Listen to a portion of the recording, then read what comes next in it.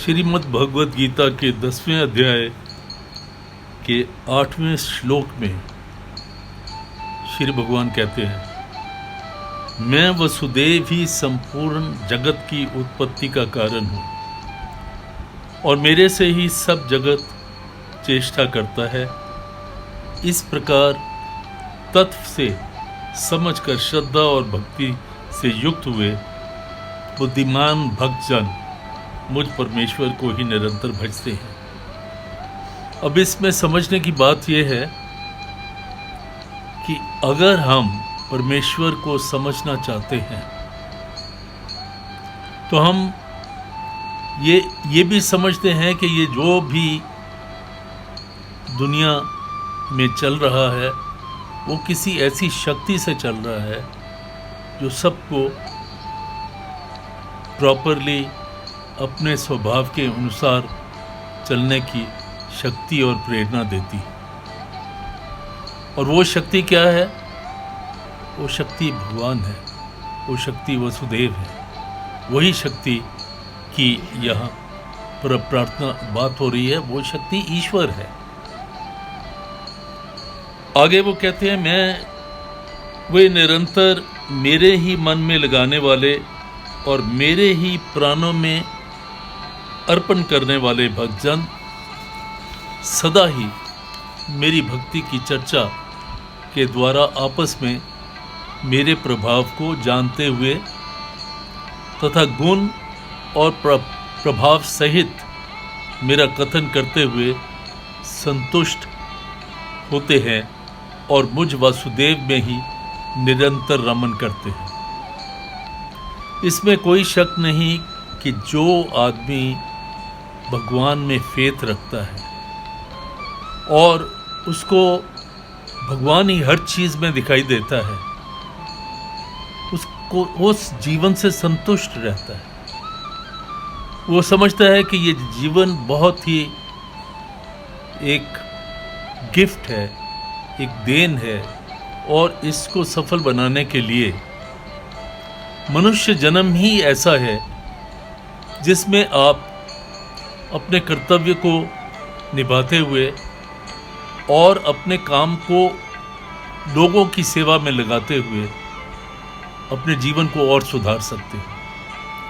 अगर हम समझते हैं कि ये सोल इनडिस्ट्रक्टिबल है, ये कभी डिस्ट्रक्ट नहीं होती, ये सोल एक शरीर से दूसरे शरीर में चली जाती है, लेकिन जिस समय वो जाती है, जिस समय ये जीवन नष्ट हो जाता है, तो इसका जो बैलेंस शीट है, बैलेंस शीट का मतलब इसमें जो हमने अच्छे काम किए, जो हमने इतने अच्छे काम नहीं किए, उन सब को मिला जुला जो उसका इफ़ेक्ट है वो सोल अपने साथ ले जाती है दूसरे जन्म में और वहाँ फिर कार्यक्रम शुरू होते हैं।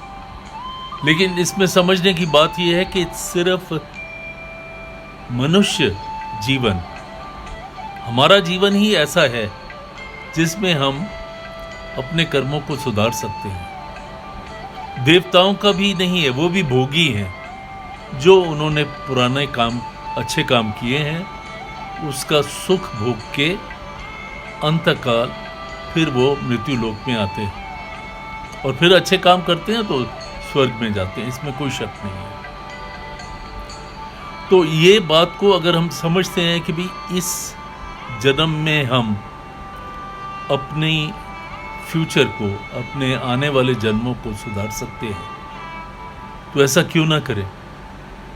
और उसमें करना क्या है, आप अपना तो ख्याल रखते हो, रखना भी चाहिए, लेकिन उसके साथ साथ दूसरों का भी ख्याल रखो। सबसे पहले अपनी फैमिली का ख्याल रखो, फिर अपनी सोसाइटी का ख्याल रखो, फिर ह्यूमैनिटी के लिए जो भी आप कुछ कर सकते हो वो ज़रूर करो, उससे कतराओ नहीं। यही मैसेज है भगवान श्री कृष्ण का। आगे वो कहते हैं, उन निरंतर मेरे ध्यान में लगे हुए और प्रेम पूर्वक भजने वाले भक्तों को मैं वह तत्व ज्ञान रूप योग देता हूँ जिससे कि वो मेरे को ही प्राप्त होते हैं।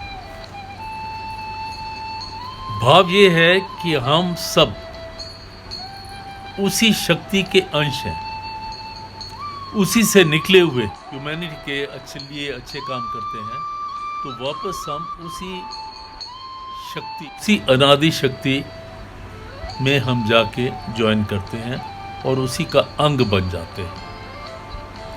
फिर भगवान कहते हैं, और हे अर्जुन, उनके ऊपर अनुग्रह करके मैं स्वयं उनके अंतःकरण में एक ही भाव से स्थित हुआ अज्ञान से उत्पन्न हुए अंधकार को प्रकाश में तत्व ज्ञान रूप दीप द्वारा नष्ट कर देता हूँ। मतलब अज्ञान को तो अगर भगवान की प्रेजेंस है तो उसको तो नष्ट होना ही है, और यही भगवान श्री कृष्ण अर्जुन को बताते हैं।